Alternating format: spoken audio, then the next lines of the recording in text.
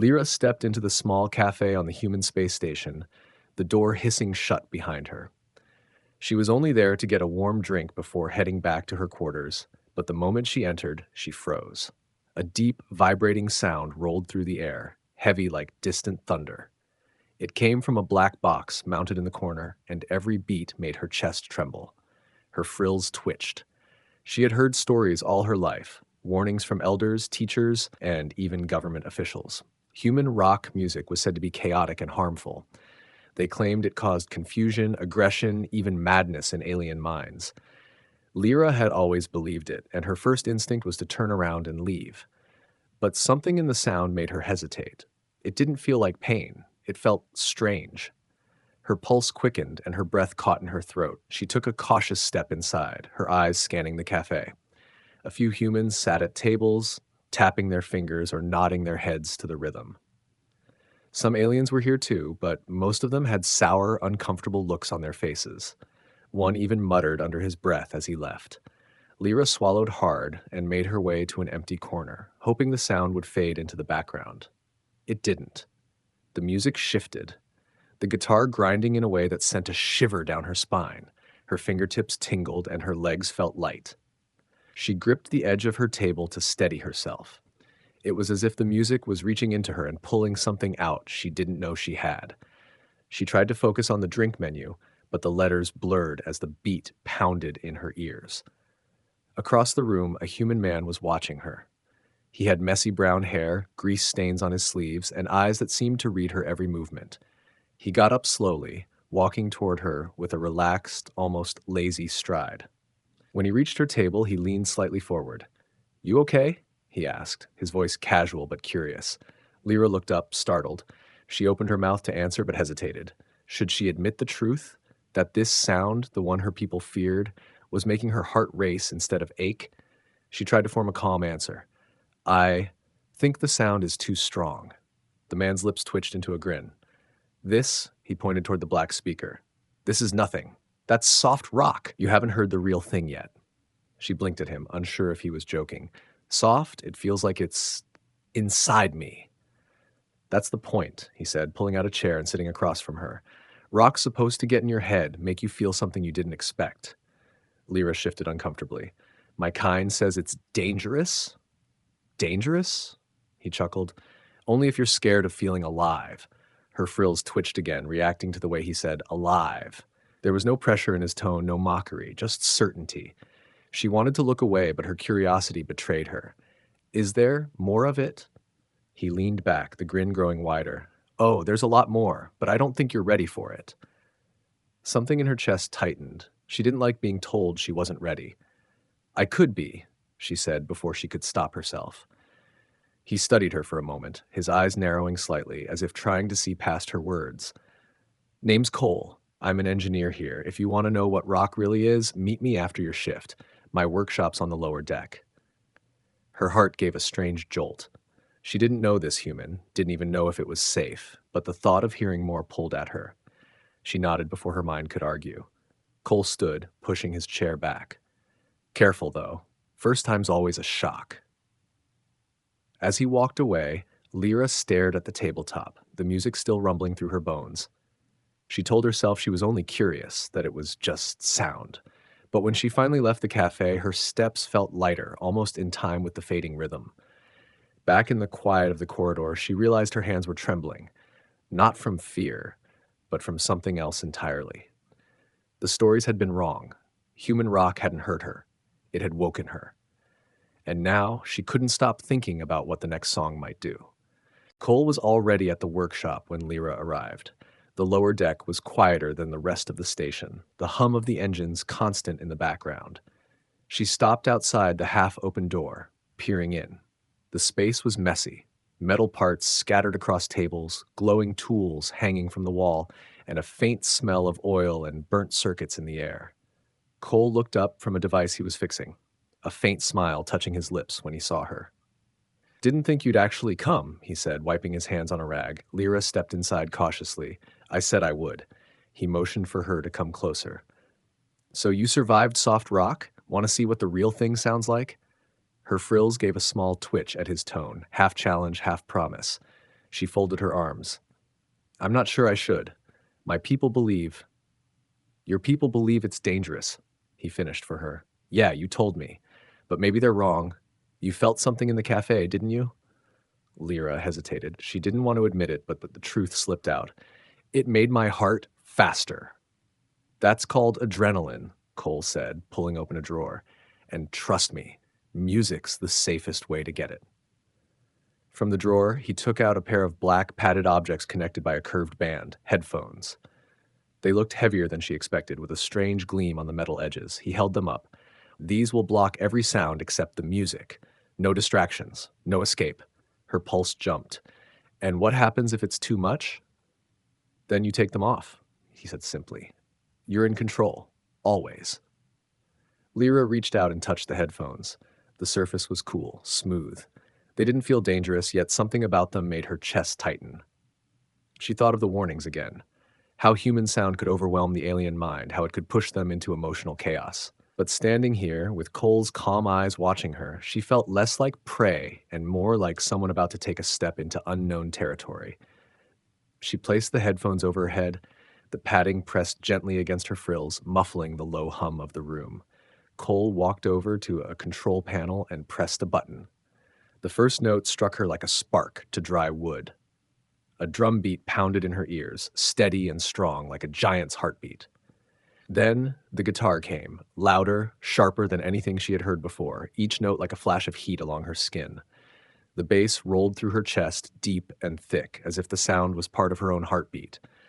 Her hands curled into fists without meaning to.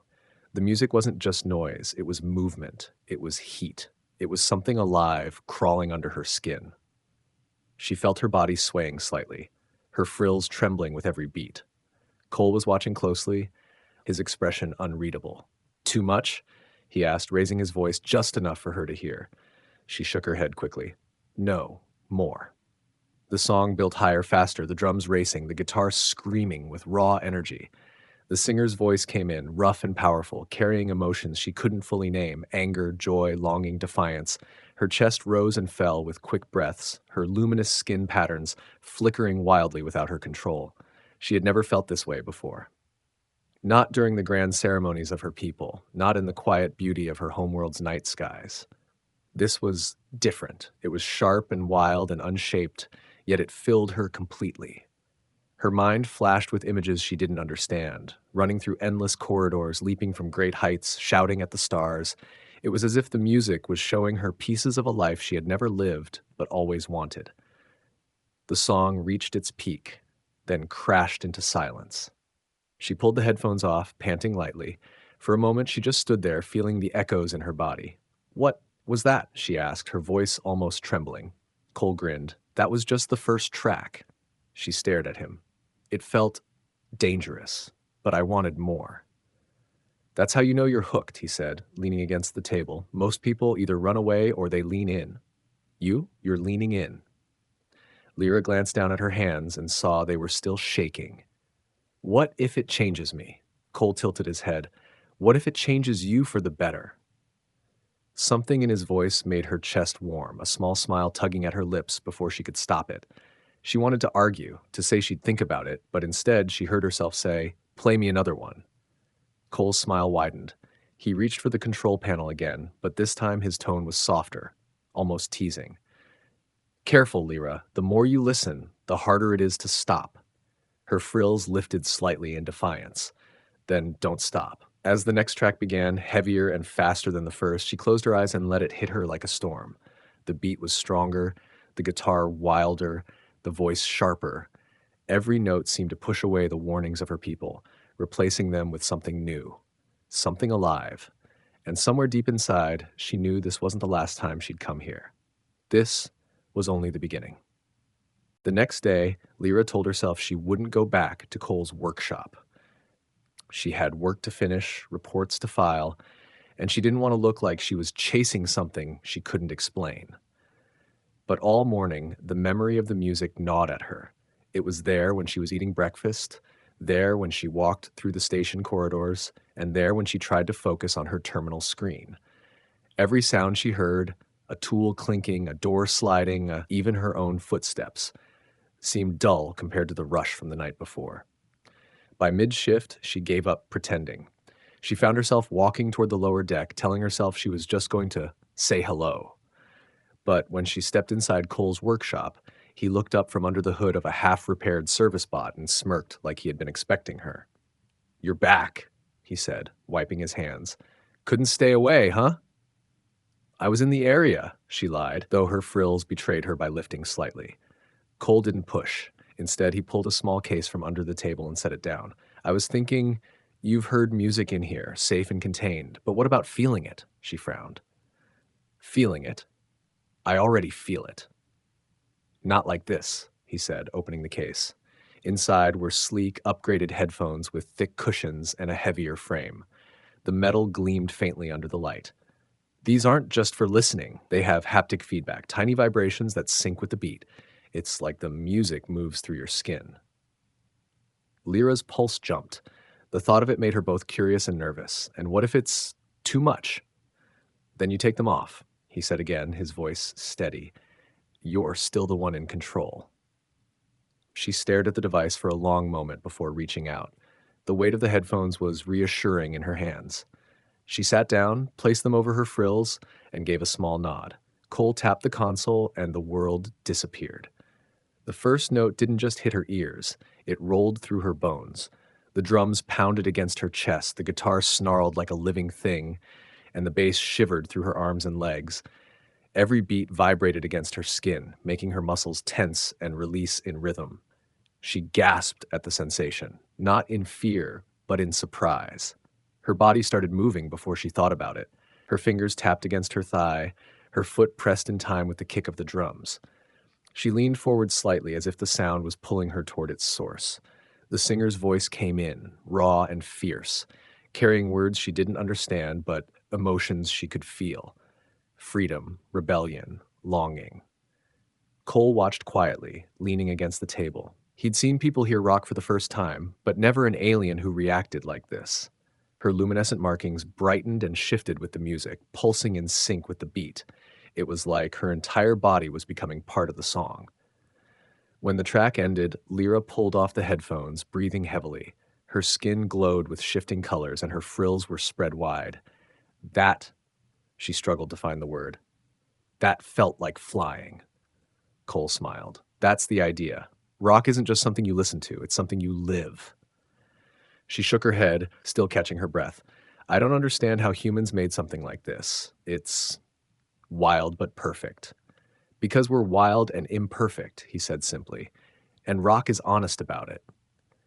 She looked down at the headphones, her hands still tingling. "I want to hear another." Cole raised an eyebrow. "Already? You're going to burn yourself out." "I don't care," she said, her voice sharper than she intended. That made him chuckle. "All right, but you ask for it." He queued up a faster track. This one came at her like a storm. The tempo was furious, the guitar riffs slicing like lightning, the drums thundering without pause. She felt the vibration race through her spine, down her arms, into her fingertips. Her body leaned into the rhythm, her breath syncing with the beat. It was almost too much, almost. But instead of pulling back, she pushed into it, letting the sensation wash over her. When it finally ended, she was flushed and trembling. She pulled the headphones off slowly, her eyes bright. "It's like I can't breathe, but I don't want to stop." Cole nodded, looking both amused and impressed. "You're already addicted." She didn't deny it. The music had crawled into her, taken root, and now it was part of her heartbeat. The station's ordinary sounds felt like static compared to this. She didn't know how she'd go back to silence. As she left the workshop, the vibrations still echoed in her body. She could hear the faint hum of the station's engines, but in her mind, the drums were still pounding. And somewhere deep inside, she knew she'd be back tomorrow, maybe even sooner. Lyra sat in her quarters long after her shift ended, staring at the ceiling. The station was quiet, the kind of stillness that usually calmed her. But tonight, the silence felt wrong. She could almost hear the ghost of yesterday's drums, the edge of the guitar, the voice that had gripped her chest. It was like an itch deep under her skin that nothing else could reach. She stood up abruptly and left. Her feet carried her through the dimly lit corridors toward the lower deck. She didn't bother telling herself she was just passing by this time. She knew exactly where she was going. Cole was sitting on a stool when she entered his workshop, tinkering with a small amplifier. He looked up and grinned as if he had been waiting. "Figured you'd come back," he said, setting the tool down. She stepped closer. "Play me something different." He raised an eyebrow. "Different how?" "I don't know. Stronger?" Cole chuckled. "You're getting bold fast." He walked over to a shelf and pulled down a set of speakers, heavier and larger than the ones she'd seen before. "No headphones this time. I want you to feel the air move." He set them up on the workbench, plugging in a small player. "Stand here," he said, pointing to a spot a few feet away. Lyra obeyed, folding her arms but feeling her pulse speed up. The moment he pressed play, the room changed. The opening riff burst out, sharp and alive, each note vibrating the air. The drums crashed in like waves hitting stone, the bass rolling through her chest so powerfully she could feel her heartbeat adjusting to it. Her frills spread instinctively, catching every change in tone, every flicker of rhythm. She had thought the headphones were intense, but this was something else entirely. The music didn't just wrap around her, it surrounded her, pressed against her skin, filled every empty space inside her. She felt the floor hum beneath her boots, the air itself shaking with the sound. Cole stood to the side, watching her reaction. She wasn't stiff or cautious anymore. Her shoulders moved with the rhythm, her hands curled and uncurled in time, her luminous markings rippling in fast pulses. Her eyes were half closed, and a faint, almost feral smile tugged at her lips. When the song shifted into a higher, faster part, she leaned into it, as if the sound was pulling her forward. Her body swayed without thought, following the current of the beat. The voice in the song rose to a raw, powerful cry that seemed to pull at something deep inside her. She didn't know the words, but she felt them, each one hitting like a strike to the heart. By the time the track ended, her breathing was fast, her skin flushed with bright color patterns she didn't even realize she was showing. She looked at Cole, and there was a light in her eyes that hadn't been there before. "What else?" she asked. Cole smirked. "You want more?" "Yes." The word came out quickly, without hesitation. He picked another track, this one heavier, darker. The moment it started, she felt it in her bones. The guitar growled low, the drums pounded like a war march, and the bass rattled through her stomach. It wasn't playful or bright. This one was dangerous, almost predatory, and she loved it. Her breathing deepened, her movements sharper, almost like a dance she didn't know she knew. She could feel the music changing her posture, the way she stood, the way her gaze fixed on nothing and everything at once. She felt powerful, untouchable. When it ended, she laughed, a short, breathless laugh that startled her. "Why does it do that?" she asked, her voice low. Cole shrugged. "Because it's real. Humans don't hide in music. We put everything in it. Anger, joy, fear, love, all of it. And when you hear it, you feel it." She stared at the speakers, the faint hum still in the air. "I can't believe I was afraid of this." "That's how they keep you away," he said casually. "Fear's a good leash." Her frills lowered slightly as she thought about that. The warnings of her people suddenly felt smaller, weaker. How many others had believed the same lies and never felt this? Cole started putting the speakers away. "We should stop here before you overload." Lyra shook her head. "No, one more." He looked at her for a long moment, then slowly smiled. "All right, but this one's special." The next track began soft, almost gentle, then exploded into a wall of sound so rich it stole her breath. It wasn't just power, it was beauty wrapped in chaos. The melody soared above the drums, weaving through the roar of the guitar. She felt her chest ache, her throat tighten. It was too much and not enough all at once. When it ended, she stood still, the echoes fading from her skin. Cole's voice broke the silence. "So?"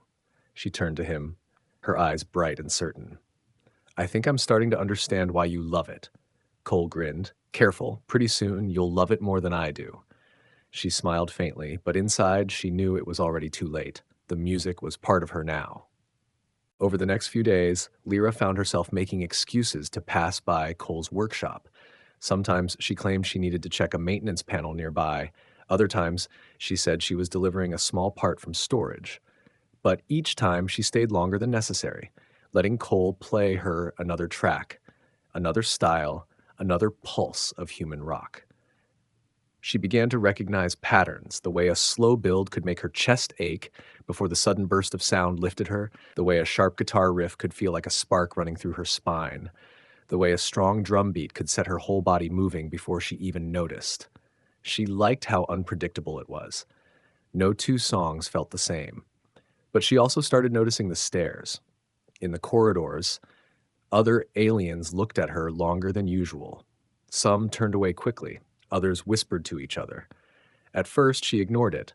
But then, on her way back from the workshop one evening, a tall male from her species stepped into her path. His expression was tight, his frills pressed flat in disapproval. "You've been spending a lot of time with that human," he said. Lyra kept her voice calm. "He's a mechanic. He helps me with equipment." "Equipment?" The male's eyes narrowed. "We've heard the sounds. That human filth you're letting into your mind? Do you want to be known as one of them?" Her frills lifted in sharp warning. "I decide what I listen to." He leaned closer. "Keep going, and you'll be marked. No clan will accept you. You'll be alone." Lyra stepped around him without another word, but his warning followed her down the corridor like a shadow. For the first time, she wondered if this thing she had found, the thrill, the freedom, could cost her more than she expected. The next day, she went to the workshop anyway. Cole was sitting on the floor with parts scattered around him, repairing a small hover unit. He looked up and immediately noticed her tense posture. "What happened?" he asked. "Nothing," she said quickly, though her frills twitched. He didn't believe her, but he didn't press. Instead, he stood and went to the console. "I was saving this one for later, but maybe you need it now." Before she could ask, the speakers came alive. The song started slow, just a single guitar playing a gentle melody. Then the drums came in, soft at first, then stronger, more certain. The bass joined, grounding the sound like the steady beat of a heart. Lyra felt the tension in her chest ease slightly. The singer's voice was deep, rich, and full of quiet strength. It wasn't wild like the others. It didn't push her to move. Instead, it wrapped around her like a shield. Every word, though she didn't understand it, felt like a promise, one that said she didn't have to bow to anyone's rules, that her choices were her own. By the time the song ended, she felt calmer, but also more certain. Cole gave her a small smile. "That one's called an anthem. It's the kind of song you keep for when you need to remember who you are." She returned the smile faintly. "It feels like it's telling me I can stand my ground." "That's exactly what it's telling you," he said. They spent the rest of the day exploring different tracks. Some were bright and fast, making her laugh. Others were deep and heavy, leaving her with goosebumps. She didn't notice the time passing until the station lights shifted to evening mode. As she left, she felt lighter. But the moment she stepped into the corridor, she saw two of her people watching from the far end. They didn't speak, but their expressions said enough. That night, she sat in her quarters thinking about the choice in front of her.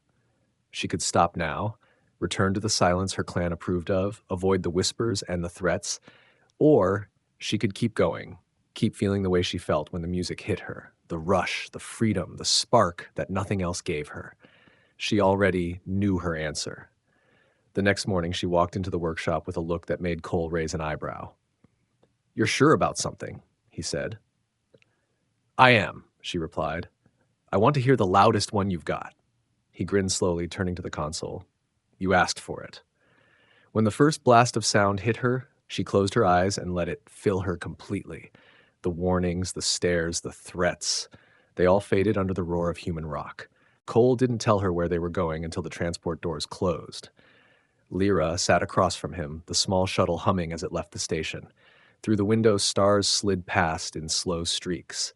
Her frills twitched in curiosity. "You could at least tell me why we left the station," she said. He leaned back with a grin. "Because listening through speakers in my workshop isn't enough anymore. You're ready for the real thing." She tilted her head. "The real thing?" "A live concert," he said simply. "Biggest rock festival in this sector. Thousands of humans, massive sound.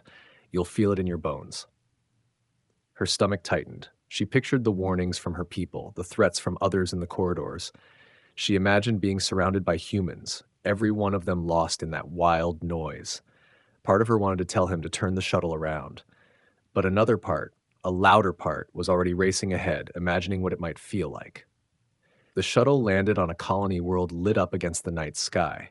From a distance, she could already see beams of light flashing into the sky, hear the faint hum of something massive moving through the air. As they got closer, the sound became clearer, deep, rolling bass like the heartbeat of the planet itself. Cole led her toward the arena. The crowd was huge, humans laughing, shouting, some wearing strange symbols and painted designs on their faces. She saw glowing wristbands, spiked jackets, and boots that thudded against the ground in rhythm to the music pouring from inside. The moment they stepped into the arena, the air hit her. It was thick, alive, trembling with sound. Drums pounded so hard she could feel them in her ribs. The guitars tore through the air like lightning, and the voices, thousands of them, rose together in a roar that made her skin flare with color. She froze. It was too much, too big, too loud. She had never felt so small in her life. Cole noticed and stepped closer, speaking directly into her ear. "Don't fight it. Let it take you." She took a slow breath and stepped forward. The band on stage was a blur of movement, fingers racing over strings, drumsticks striking with impossible speed, the singer's voice cutting through the storm like fire. Every note hit her body like a wave. At first, she just stood there, holding her ground against it. But slowly, the fear melted. Her heart matched the beat, her muscles loosened, and she found herself swaying, then moving in time. The humans around her were shouting the lyrics, jumping in rhythm, some with their arms in the air. She copied them without thinking, lifting her arms, feeling the vibration travel all the way to her fingertips. The lights flashed over the crowd, catching her glowing skin. When the beam swept across her, the humans nearest to her shouted louder, pointing at her shimmering patterns. Cole laughed beside her. "You're stealing the show." She barely heard him. The music was inside her now, flowing through her like blood. She didn't know the song, didn't know the words, but she knew the meaning. It was joy, defiance, and freedom all at once. When the song ended, the crowd erupted into cheers, the sound almost as loud as the music itself. Lyra's chest was heaving, her skin alive with shifting colors. She turned to Cole, breathless. "Again." He grinned, nodding toward the stage. "Oh, we've got hours left." The next song began even faster, the drums a relentless heartbeat, the guitars screaming high above them. She jumped with the crowd, the ground shaking beneath her feet. Every time the bass hit, her body lit up brighter, the colors pulsing in perfect sync with the beat. At some point, she forgot the warnings, the threats, the disapproving stares. She forgot the station, her clan, everything except the here and now. She was just another body in the crowd, just another voice shouting into the music, just another heartbeat in the sea of sound. When the final song ended and the band took their bows, Lyra was drenched in sweat, her legs aching, her throat raw from shouting. But she felt more alive than she ever had before. Outside, the night air was cool, the distant hum of the arena still in her ears. She leaned against a railing, catching her breath. Cole stood beside her, looking amused and proud at once. "Well?" he asked. She smiled faintly, her voice quiet but certain. "I think I belong there, in that sound." Cole nodded. "Told you the real thing would change you." She looked out at the stars, the echoes still alive in her chest. It hadn't just changed her, it had claimed her. The transport ride back to the station was quiet, but not in the way it used to be. For Lyra, the silence wasn't empty anymore. It was filled with echoes of the concert. She could still feel the bass in her chest, still see the blinding lights flashing over the crowd, still hear thousands of voices singing as one. Every time she closed her eyes, the memory came rushing back, making her frills tremble with the aftershock. Cole sat across from her, watching her with a small, knowing smile. "You're thinking about it, aren't you?" She opened her eyes slowly. "It's still there, all of it. I can feel it." He nodded. "That's how you know it got into your blood. It doesn't fade fast." When they stepped off the transport, the station corridors felt smaller, the lights dimmer. It was as if everything around her had been turned down to half volume. She found herself missing the chaos already. But she also noticed the eyes. Other aliens glanced at her, some looking away quickly, others letting their disapproval show openly. Word of her time with Cole and now her trip off station must have spread. Halfway to her quarters, 3 of her people blocked her path. The tallest, a female with sharp, narrowed eyes, stepped forward. "You've gone too far," she said. A public concert? With humans? Do you want the whole sector to see you disgracing your bloodline? Lyra's frills lowered, her voice firm. I'm not disgracing anything, Whiskey. I'm living my life. The female's expression hardened. Your choices reflect on all of us. Stop before you lose your place among your own. For a moment, Lyra's chest tightened. The weight of her clan's approval had been with her all her life. But the thought of giving up the music, the sound that had made her feel more alive than anything, was unbearable. She stepped forward, her eyes steady. If being myself means losing my place, then I'll find somewhere else to stand. The group exchanged glances, but none of them followed her as she walked away. When she reached Cole's workshop, he was already there, hunched over an open amplifier. She didn't bother with a greeting. Play me something. He looked up, scanning her expression, and must have seen the mix of anger and resolve in her eyes. Without a word, he turned to the console and cued a track. The opening was slow, almost gentle, like the first breath after a storm. Then the drums came in, steady, strong, unshakable. The guitar rose above them, fierce but full of hope. Lyra closed her eyes, letting it wash over her. She thought about the confrontation in the corridor, about the way the crowd at the concert had moved as one, about how every beat seemed to say the same thing, stand your ground. When the song ended, she opened her eyes to find Cole watching her closely. Rough day? He asked. She gave a small, tired smile. Not rough, just clear. He tilted his head. Clear how? I'm not going back, she said simply. Not to silence, not to fear. Cole's smile widened. Then you're one of us now. She laughed softly. One of you? One of anyone who lives for the sound, he replied. It doesn't matter if you're human or alien. Once you've felt it, you belong to it. In the days that followed, she stopped hiding her visits to the workshop. She walked the corridors without flinching under the stairs. Some aliens whispered. Others avoided her entirely, Whiskey. But a few, just a few, looked at her with curiosity instead of judgment. One even asked her quietly what it felt like. She didn't answer with words. Instead, she brought them to the workshop, sat them down, and let Cole play something that could speak for her. Late one evening, Cole found her sitting on the floor of the workshop, leaning back against the wall, eyes closed as a slow rock ballad played. Her glowing skin pulsed gently with the rhythm. He crouched beside her. You're not just listening anymore, he said. You're living in it. She opened her eyes and smiled faintly. Maybe I am. He offered her a small player, portable, with a set of headphones, for when you can't be here. She took it carefully, as if it were more than just a device. Thank you. When she walked back to her quarters that night, she didn't notice the whispers, didn't care about the disapproving glances. She had her own world now, one filled with rhythm, power, and freedom. And as she lay down to sleep, she slipped the headphones on, letting the first notes play. Her heart began to race, just as it had in the cafe that very first day. Only now she understood why.